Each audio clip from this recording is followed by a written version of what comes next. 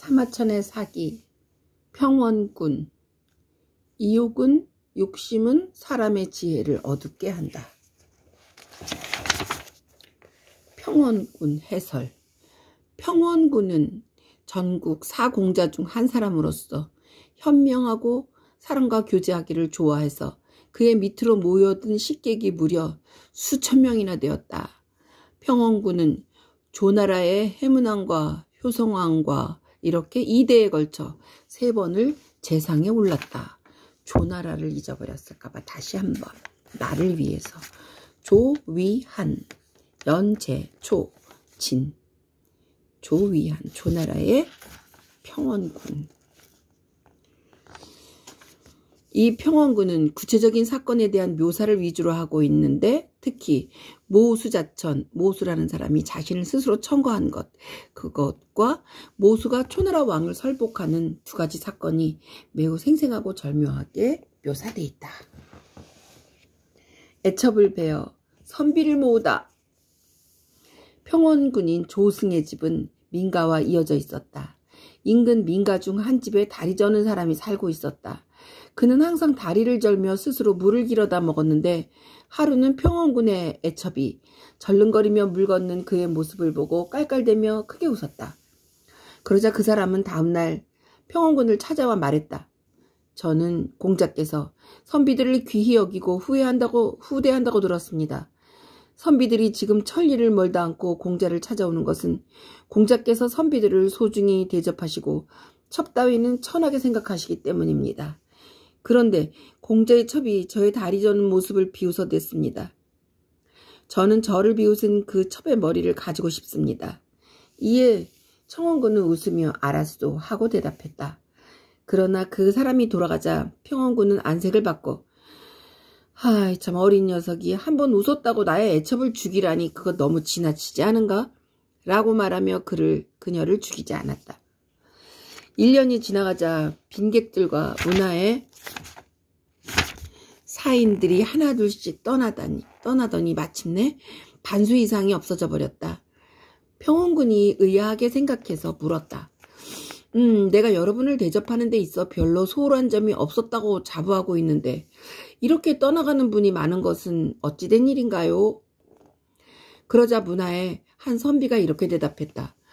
공자께서 지난번 절름발이를 비웃었던 첩을 죽이시지 않았기 때문에 미생만 사랑할 뿐 선비를 천히 여기는 분이라고 생각하여 모두 떠나가고 있는 것입니다. 그러자 평원군은 즉시 절름발이를 비웃었던 애첩의 머리를 베어들고 몸소 절름발이를 찾아가 사과했다. 이 소문이 퍼지자 그의 집에는 다시 빈객들이 비로소 줄을 지었다. 모수자천. 평원군 시절에 제나라에는 맹산군이 있었고 위나라에는 신릉군이 있었으며 초나라에는 춘신군이 있었다. 이들을 전국의 사공자라고 불렀는데 이들은 경쟁적으로 선비들을 불러 모으고 있었다. 그런데 진나라가 조나라의 서울 한단을 포위하게 되자 조나라의 왕은 평원군을 초나라에 보내 구원을 청하고 아울러 초나라와 합종을 맺어 진나라에 대항하고자 했다. 이에 평원군은 문화의 식객 중에서 학문도 깊고 용기도 많은 문무를 겸비한 20명을 선발해 자신을 수행케 하기로 하였다. 평원군은 만약 문사의 방식으로 사명을 완성할 수 있다면 매우 좋은 일이다. 전쟁이 없이 문으로서 완성할 수 있다면 좋은 일이다. 그렇지 못할 경우에는 궁궐의 많은 사람 앞에서 초나라 왕을 윽박지르는 한이 있더라도 반드시 합종 맹약을 받아야 비로소 조나라로 돌아올 수 있다. 같이 갈 선비는 밖에서 구하지 않고 내 집에 있는 식객 중에서 선발해도 충분하다라고 말했다.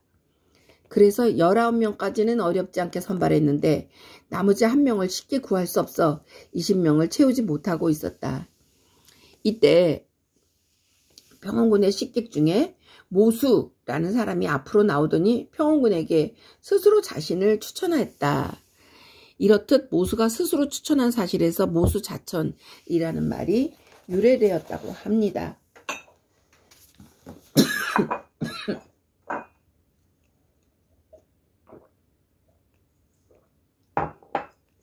지금 공자께서는 초나라와 합종을 맺기 위해 문화의 식객 20명을 대동하시려는데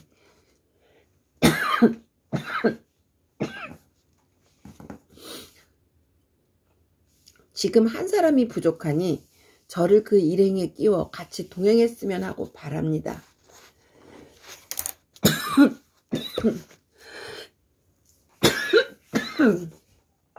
이에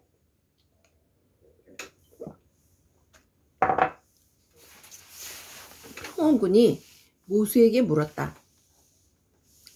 당신이 내 집에 온 지 몇 해나 되었소? 모수는 이제 3년이 되었습니다. 라고 대답했다. 그러자 평원군은 정색을 하고 이렇게 말했다. 현명한 사람은 바지 주머니에 마치 주머니 속의 송곳 같아서 낭중지추가 여기서 나왔나 봅니다. 현명한 사람은 마치 주머니 속의 송곳 같아서 송곳 끝이 주머니를 뚫고 나오듯 금방 세상에 알려지는 법이요. 그런데 그대는 내 집에 3년이나 계셨지만 한 번도 다른 선비들이 당신을 칭찬하여 추천하지 않았고 나 역시 그대에 대한 말을 들어본 적이 없었소. 그것은 곧 당신이 별다른 재주가 없다는 사실을 말하고 있는 것이라 생각되오. 그러니 이번에는 같이 갈 수가 없소. 집에 남으시오. 그러자 모수는 이렇게 말했다. 저는 오늘에야 비로소 주머니 속에 넣어달라고 청하는 것입니다. 만약 이 모수가 일찍이 주머니 속에 있었더라면 송곳 끝이 나올 정도에 그치지 않고 아예 송곳자루 모두 주머니를 뚫고 밖으로 나왔을 것입니다. 평원군은 결국 모수가 동행하는 것에 동의했다. 그러나 먼저 선발된 19명은 서로 눈짓으로 모수를 비웃었다. 다만 말을 하지 않을 뿐이었다. 하지만 이들 일행이 초나라에 도착할 때까지 많은 대화와 쟁론을 거친 끝에 19명 모두가 모수를 존경하게 되었다. 드디어 평원군이 초나라 왕을 만나게 되었는데 초나라의 왕과 합종에 대해 의견을 나누었지만 반나절이 지나도 별다른 결론을 내리지 못하고 있었다. 그러자 19명은 모수에게 선생께서 한번 가보시오 라고 권했다. 모수는 즉시 칼을 움켜잡고 한 걸음에 계단 위로 뛰어올라가 평원군에게 말했다. 합종의 이해는 단 2마디면 결정될 일입니다. 지금 해 뜰 때부터 시작해서 해가 중천에 떠 있는데도 결정을 내지 못하다니 무슨 연유입니까? 이에 초나라 왕은 평원군에게 물었다. 저 손님이 무엇을 하는 사람이오? 그러자 평원군은 저의 식객으로 있는 모수라는 사람입니다. 초나라 왕은 모수를 꾸짖었다. 아니 왜 아직 내려가지 않고 있는가? 내가 너희 주인과 회담을 하고 있는 중인데 너는 무엇을 하고 있는가? 그러나 모수는 칼자루를 손에 잡은 채 몇 걸음 더 앞으로 나아가 외쳤다. 대왕께서 저를 꾸짖을 수 있는 것은 초나라 사람들이 많은 것을 믿기 때문입니다. 대왕께서 저를 꾸짖을 수 있는 것은 초나라 사람들이 많은 것을 믿기 때문입니다. 그러나 지금 이 순간에는 10걸음도 채 안 되는 거리에서 대왕의 목숨은 저의 손에 달려있을 뿐 초나라 사람이 많아도 소용이 없습니다. 우리 주인께서 앞에 계신데 저를 꾸짖을 수 있습니까? 옛날 은나라 탕왕은 겨우 70리 땅을 가지고 천하를 거느리는 왕이 됐고 주나라 문왕도 100리밖에 안 되는 작은 나라였지만 결국 모든 제후들을 복종시켰는데 그들의 시종들이 많았습니까? 그들은 형세를 이용할 줄 알았기 때문에 천하의 자신들의 권위를 떨칠 수 있었던 것입니다. 지금 초나라 땅은 사방이 5,000리가 넘고 창을 잡은 군사가 100만이나 됩니다. 이는 패자가 되고 왕자가 될 수 있는 매우 좋은 조건입니다. 이 강력한 초나라의 힘에 대적할 군대는 이 세상 아무 곳에도 없습니다. 그런데도 진나라 장군 백기와 같이 보잘것없는 자가 불과 수만 명의 군사를 이끌고 초나라를 한번 공격하여 언과 영을 점령하고 2번 공격하여 아릉을 불살랐으며 3번 공격해 초나라 종묘를 욕보였습니다. 이야말로 초나라로서는 영원히 씻지 못할 수치인 것이며 우리 조나라조차도 수치스럽게 생각하고 있을 정도인데 대왕께서는 오히려 수치를 모르시고 계십니다. 합종은 우리 조나라와 초나라의 합종은 초나라를 위한 것이지 조나라를 위한 것이 아닙니다. 우리 주인께서 앞에 계신데 저를 꾸짖을 수 있습니까? 그러자 초나라 왕은 고개를 끄덕이며 말했다. 맞소. 확실히 선생의 말씀이 옳소. 네, 이 나라에 모든 힘을 쏟아 조나라와 합종하여 진나라에 대항하리라. 이에 합종을 결정하신 것입니까? 모수가 물었다. 초나라 왕은 결정했소 라고 대답했다. 모수는 초나라 왕을 모시고 있는 사람에게 이렇게 말했다. 닭과 개와 말의 피를 가져오시오 라고. 모수는 2손으로 그 피를 담근 구리쟁반을 받친 채 무릎을 꿇고 초나라 왕에게 올렸다. 마땅히 대왕께서 먼저 피를 드시고 합종 맹약 확정의 성의를 보여주십시오. 그 다음에는 우리 주인 어르신 누구지? 평원군. 그리고 다음은 저 모수가 마시겠습니다. 이렇게 하여 마침내 초나라의 궁에서 합종의 맹약이 맺어졌다. 그 부분에서 설명으로 고대의 맹약을 맺을 때에는 황제는 소와 말에, 또 제후는 개와 돼지에, 또 대부이하는 닭의 피를 사용했다고 합니다. 그래서 모든 사람들이 같이 있으니까 닭, 개, 말의 피를 가져오게 했나 봅니다. 이렇게 하여 마침내 초나라의 궁에서 합종의 맹약이 맺어졌다. 어디에? 조나라와 초나라에. 모수는 왼손에 구리쟁반을 들고 오른손으로 19명을 손짓해 불렀다. 그대들도 계단 아래에서 쟁반의 피를 마시도록 하시오. 그대들은 특별한 재주 없이 그저 평범하지만 그래도 임무를 완성한 셈이니 이야말로 남의 힘을 빌려 자기의 임무를 완성한 사람들이오.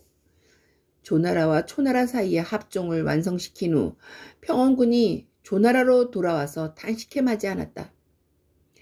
내가 다시는 선비들을 평가하고 관찰하지 않겠다. 내가 지금까지 선비들을 많으면 수천 명, 적게 말해도 수백 명을 만나보고 스스로 천하에서 얻기 어려운 인재를 한 명도 놓치지 않았다고 생각해 왔었다. 그러나 모수 선생의 경우는 내가 완전히 몰라보았다. 모수 선생이 초나라에 한번 가서 조나라의 지위를 저 유명한 구정 대려보다도 더 무거운 것으로 만들었다. 구정은 구정대려, 진기한 보물을 가리키는데 우임금이 만들었다고 전해진다. 구정은 구주를 상징하며 상나라와 주나라는 그것을 나라의 보물로 여겼고 대려는 커다란 종을 말한다. 구정대려 같은 보물보다 더 조나라의 지위를 더 높게 무겁게 만들었다. 모수 선생은 다만 세 치열을 가지고 100만 대군보다도 큰 위력을 발휘했다. 이제 정말 나는 더 이상 선비들을 감히 평가하고 살펴보지 않겠다. 그리고 평원군은 즉시 모수를 상객으로 모셨다. 그 후 초나라는 춘신군에게 군사를 주어 조나라를 돕게 하였으며 위나라의 신릉군도 진비의 군사를 빼앗아 조나라 구원에 나섰다. 그러나 진나라는 이들 구원군들이 조나라에 도착하기 전에 신속하게 한단을 포위해왔다. 그랬기 때문에 한단은 함락 직전의 위기에 놓이게 되었다. 이에 평원군은 대단히 근심했다. 이 욕은 사람의 지혜를 어둡게 한다. 이때 근심하고 있을 때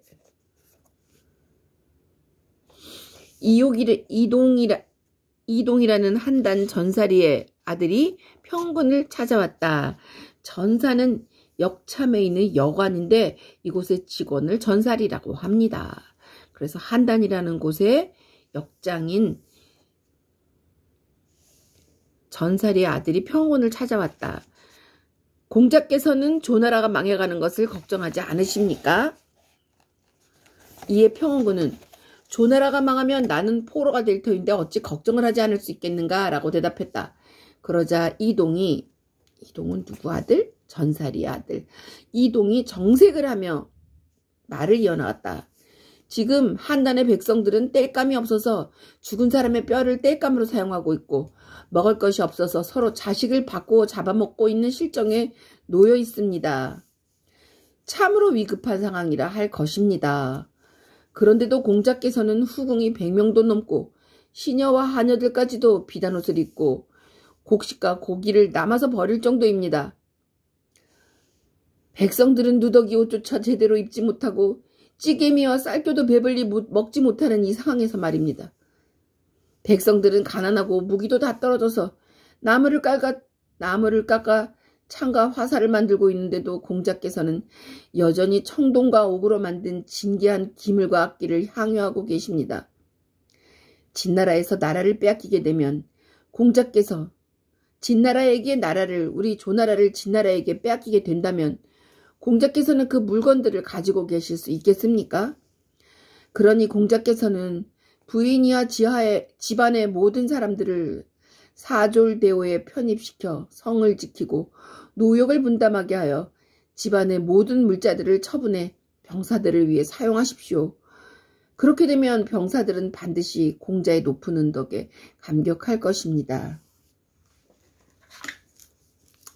아이스크림을 앞에 놓고 있으니 정신 집중이 안 돼서 글씨가 자꾸 틀리게 읽어지네. 슈퍼콘, 새로 나온 아이스크림. 왠지 오래 갈 것 같은 느낌. 평원군이 이동의 말에 따르니 즉시 결사대를 지원하는 3,000명의 용사를 얻을 수 있게 됐다. 이동은 그 결사대에 참여하여 진나라 군대와 결전에 나섰다. 그러자 진나라 군대는 30리를 후퇴했고 때마침 초나라와 위나라의 구원군이 도착하니 진나라 군대는 철수하게 되었다. 마침내 한단은 포위에서 풀려나 평화를 되찾았는데 불행히도 이동은 진나라와의 전쟁 중에 전사하여 그의 아버지가 이후에 봉해졌다. 이동이 살았으면 더 큰 공을 세웠을 텐데 아깝다. 그 무렵 조나라에 와 있던 유색객인 우경은 신릉군이 구원병을 이끌고 한단을 구한 것을 명분으로 하여 평원군에게 봉읍을 더 하사해야 한다고 조나라 왕에게 청하려 했다. 이 소식을 들은 공손용이라는 선비가 밤중에 급히 말을 타고 평원군에게 달려와서 물었다. 지금 우경은 신릉군이 한단을 구해준 것을 명분으로 공자께 봉읍을 더 주도록 대왕께 청하려 한다고 들었는데 그것이 사실이온지요?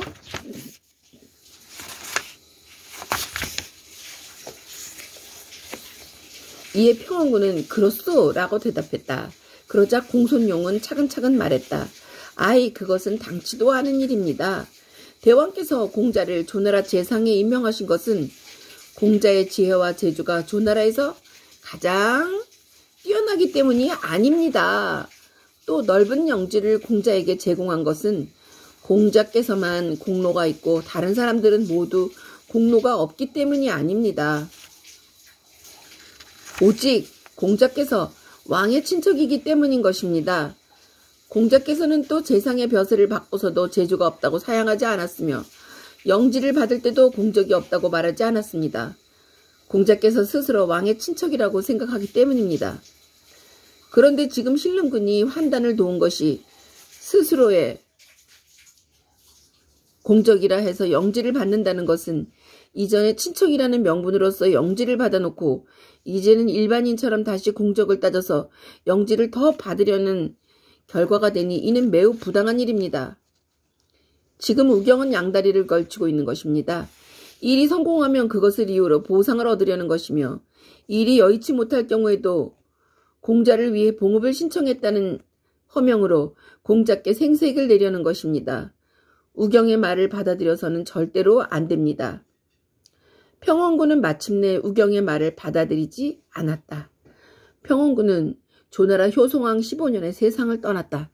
평원군의 자손들이 그의 봉작을 계승했는데 그의 후사는 조나라의 멸망과 함께 단절되었다. 그래서 태사공은 말한다. 평원군은 풍모가 멋스럽고 난세 중에 아름다운 공자였다. 하지만 큰 그림을 살펴보지 못했다. 속담에 이욕은 사람의 지혜를 어둡게 한다라고 하였는데 평원군은 풍정의 사설만 믿고 장평의 일전에서 조나라의 40만 대군을 잃게 했으며 한단성 역시 그로 인하여 거의 망했다. 우경은 대사를 예측하고 인정을 헤아리며 조나라를 위해 계책을 내는 데 있어 얼마나 교묘했던가. 뒷날 위제를 가엾이 여겨 재상의 지위도 버리고 결국 대량에서 곤경에 빠졌다.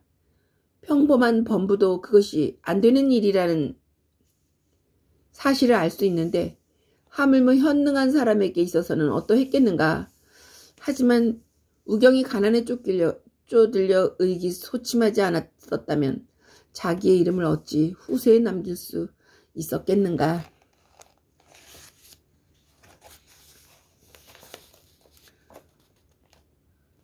까지입니다. 우경.